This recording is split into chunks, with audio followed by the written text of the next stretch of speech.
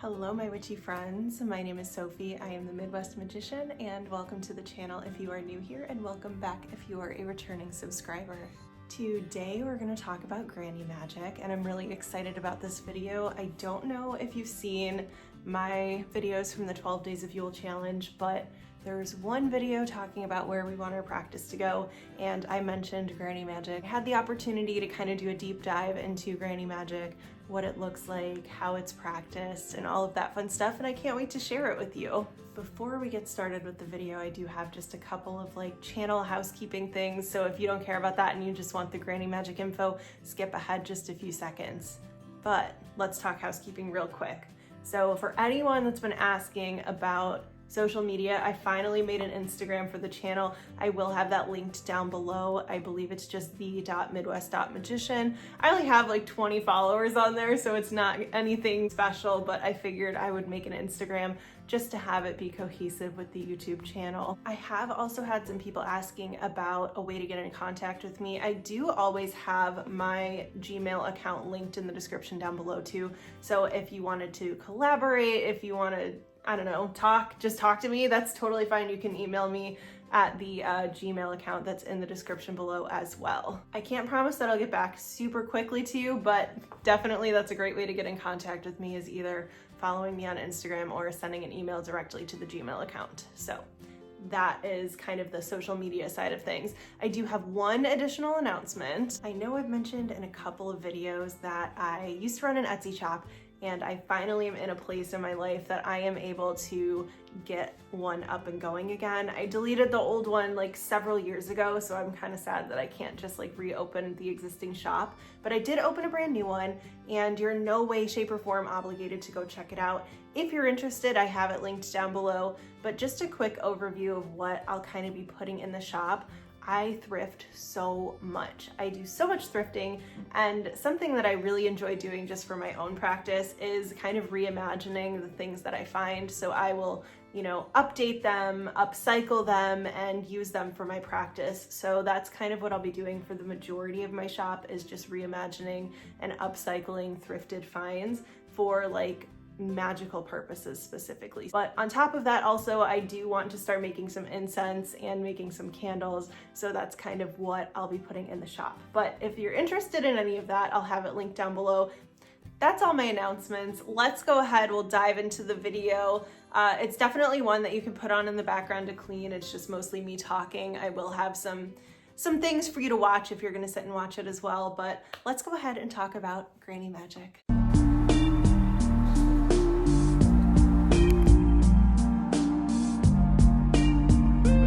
The granny magic discussed in this video is going to be specifically regarding the Appalachian region. So what is it? Appalachian granny magic is a combination of folk magic, home remedies, medicine, home stewardship, and ancestral knowledge. All of these aspects are woven and stitched together like a beautiful quilt that a grandma would craft. Why do they practice this way? In short tradition, these women would never call themselves witches. Conversely, most would identify with Christianity, but in a very animistic way.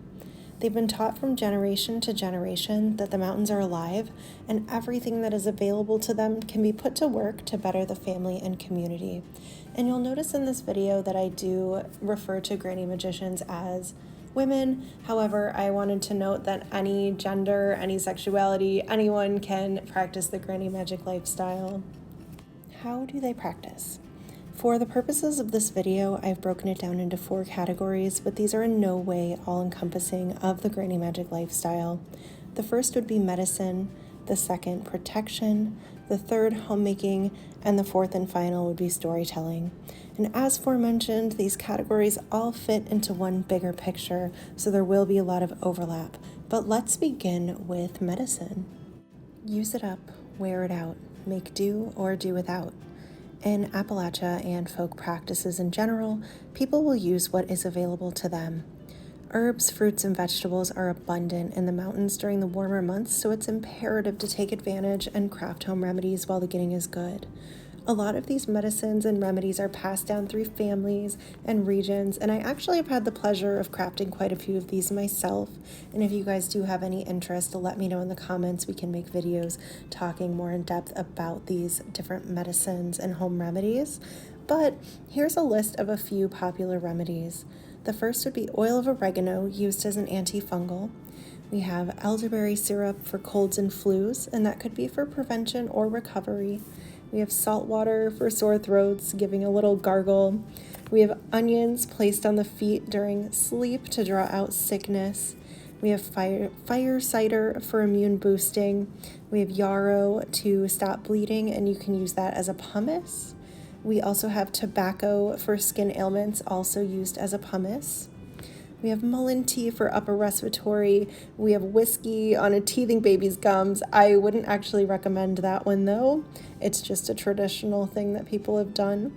And apple cider vinegar for basically everything else. And in the spirit of use it up, I would be remiss if I didn't mention saving up veggie scraps and animal bones in the freezer until you have enough to make a broth that can most certainly be used for medicinal purposes, warming you up when you come down with a cold. And that will move us along into our next big category of protection. As mentioned earlier, the mountains in Appalachia are most certainly alive. The few hikes and one miserable night spent in a hammock on Mount Mitchell that I have experienced on the mountains, I did feel as if I was not alone. Now, that isn't to say that the mountains are bad or have bad energy. However, it was an energy that I personally was not familiar with, and it's something that I would want to ensure protection, especially if I was living there. So staying in the spirit of our granny magicians, for protection they use what they have. And the first thing would be prayer. Again, their Christianity is more animistic, so they may pray to a rock nearby to keep negative spirits away. They may chant or sing hymns while walking their property, or even while folding laundry to keep the prayers and words where they're the most needed, tucked into the pockets of the people that they love the most. Another thing that is abundant would be iron. Many metal products were made in Appalachia due to the rich raw materials needed to forge. This made iron particularly easy to utilize and spiritually protect their spaces. Horseshoes, which are now made from aluminum but were made from iron, were hung over doorways to bring in luck, and iron nails were used to ward off negative spirits. And I know I've shown in a previous video using those iron nails for my own protective wards, and I do actually utilize a horseshoe over my doorway as well. Another thing used for protection in granny magic would be the color red. So typically red flannel or red thread. The red flannel would be worn under the clothes as long underwear. You could also just wear it as a little top to cover a tank top or something. But typically it's used to stay warm and protect from the elements. However, I could totally see a granny witch stitching protection with a red thread to repair any holes in any clothing as well. And that will move us along into our homemaking portion. And this for me is where the granny magic really shines through. The whole essence of granny magic weaves through all parts of the lifestyle, leading it to this overarching theme of caring, loving, and making a house a home. Within homemaking, we receive the magic of homemade soup to heal us from sickness. We get our clothes patched up and our socks darned with love and prayers and protection in every stitch. Negativity and dirt are swept out the door, and the curtains flow in the breeze of an open window, letting stagnation out. This is a home-cooked meal connecting everyone after a long day, or sharing a hot coffee in the morning while trying to find hidden meanings in our dreams from the night before. To me, this is the most subtle type of magic, but the one that I most want to emulate and ensure is a pillar in my own practice. It's hard to put it into words, but when you feel it, you know what it is. And that will move us along into storytelling. The tradition of storytelling is a result of generations orally passing down their wisdom, providing entertainment, gossiping, preserving family and land history, and making sense of the world around us. To me, storytelling is the thread that holds all pieces of the granny magic quilt together. Oftentimes, these stories are brought up in the moments that they are needed. An example would be a niece or nephew finding themselves with a nasty case of bug bites. this would be an opportune time to bring up the wonders and potentially glamours of nail polish. This would be an entire event starting in the tub to clean the affected area, all while sharing how each and every other family member came down with these nasty mites, and how one day so-and-so was painting her nails and scratching away. Some of the nail polish got onto her bite and smothered those little bugs away. That is always why we keep red nail polish on hand, even if the color makes us appear easy. You see, in one fell swoop, we have gossip about the nail color, family traditions, home remedies, and an understanding of how the world works in our crazy and confusing times. So, to wrap it all up, Granny Magic, while not called witchcraft by most of those practicing, is a beautiful display of incorporating magic into our everyday, mundane lives. It emphasizes using what we've got and does not care about how it looks, rather, if it works. Something that I really admire about Granny Magic is its practicality. It's not a performative practice, and it's not a sit down at your altar type of practice. It's really incorporating all different types of magic within your regular mundane life, and that's something that I really like about Granny Magic. In Granny Magic, the traditions run deep, and there's always wisdom to impart, even if it can be cryptic through their stories.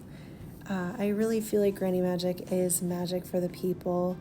Everyone that I've seen practicing it are just hardworking folks who strive to be hospitable while protecting the things that they care about the most and everything that they've been working so hard for. For me, it's a very heartwarming type of practice, and it's not something that is exclusive to Appalachia. It's not something that's exclusive to older women, as I previously mentioned. This is something that every single person can take part in and fold into their lifestyle. It is really eclectic in nature. We see it with kitchen witchery, we see it with gardening, we see it with preserving your herbs and your harvests. We see it with medicine making and with, passing things down. It's just a very cool folk practice that I've had such a great time deep diving into. I think that is it for this video. I hope you enjoyed learning more about Granny Magic. I tried to make the 4 sections as bite-sized as possible because I know it can get redundant and drag on otherwise. But if you are interested in learning more about this video is more so Appalachian folk magic, but I do have some resources regarding that in the description box down below if you wanted to read more on it, or if you wanted to take a look at the different medicines that I was talking about. I'll have everything linked down below for you to be able to explore. But if you made it this far in the video, I would love to know, could you leave a little tree emoji, whichever tree is calling to you? I would love to see that in the comments down below. Thank you so much for being here, and I will see you guys very soon in the next video. Take care.